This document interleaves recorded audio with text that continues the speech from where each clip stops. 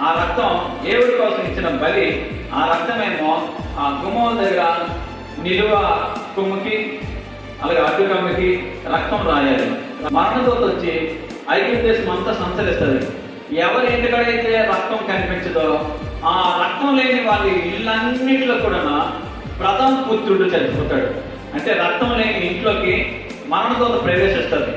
మరణదూత ప్రవేశించేటప్పుడు అక్కడ రక్తం లేదు కనుక, వాళ్ళ కాపుదలు లేదు కనుక ఆ ఇంట్లో ఉన్న మొదటి కుమ్మాన్ని చంపేస్తుంది. అది దేవుడు కట్టడం. ఇదిగో ఇది చూసిన తర్వాత ఫలం మిమ్మల్ని విడిచిపెట్టేస్తాడు. ఫలం మిమ్మల్ని విడిచిపెట్టేస్తాడు. ఎందుకోసం అంటే ఐగుప్తీయులు దేవుడి మాట వినే వ్యక్తులు కాదు. ఆ ఇంట్లో ఆ కుటుంబంలో ఎవరెవరు పశువు ఇచ్చారో బలిచ్చారో ఆ రక్తం రాస్తున్నారో వాళ్ళ కుటుంబాలు అన్నీ కూడా కాపాడబడ్డాయి. ఒక్కళ్ళు కూడా చావలేదు. ఐగుప్తీయులు నమ్మలేదు కనుక, విశ్వసించలేదు కనుక ఆ రాత్రి సగం రాత్రిలో మరణదూత ప్రతి ఇంటికి వెళ్ళింది. జైల్లో ఉన్న వాళ్ళ దగ్గరికి వెళ్ళింది. రాజు ఇంటికి వెళ్ళింది. రాజు తాలూకా ప్రథమ కుమారుడు చంపబడ్డాడు. ఒకే ఒక కుమారుడు చచ్చిపోయాడు. సైనికుల్లో ప్రథమ పుత్రులు అందరూ కూడా చచ్చిపోయారు. అన్ని కుటుంబాల్లో కూడా ఏడుపు. ఆ విధంగా వాళ్ళు ఐగుప్తీయులు చంపబడ్డం రాజు చూసి భయపడి ఐగుప్తు దేశం నుంచి ఇశ్రాయేలీయుల్ని పంపించాడు అన్నమాట. మనం ఈ లోకంలో యేసయ్య రక్తం మన మీద ఉంటేనే మరణము మనకి రాదు. మరణం అనేది మనకి ముట్టదు. యేసయ్య రక్తం మన మీద ఉంటుంది కనుక ఎవరు ముట్టడమా?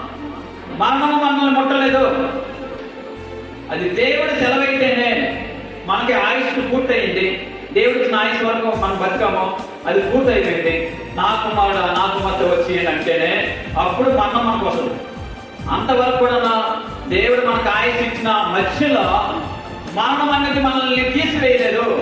ఎవరు రక్తం బట్టి ఆ ఇశ్రాయేలు కాపాడబడ్డారు అంటే ఫస్ట్ బలి ఇవ్వడం బట్టి ఆ కుటుంబాలన్నీ కూడా కాపాడబడ్డాయి. ఒక్కరు మరణించలేదు. మన కుటుంబాలన్నీ కూడా కాపాడబడడానికి ఆయన తన రక్తాన్ని చిందించబోతున్నాడు. సభలు కూడా దేవుని భయపడుతున్నాం. దేవునికి స్తోత్రం. మన కుటుంబాలన్నీ కాపాడబడడానికి కారణం ఎవరు అంటే ఇదిగో బలైపోతున్న రక్షకుడు అనే యేసయ్య. మన కోసం ఆయన బలైపోతున్నాడు. మన కుటుంబాలను కాపాడడానికి, అప్పుడు ఇశ్రాయేలుని కాపాడడానికి ఒక బలి పశువు వదిలింపబడ్డది.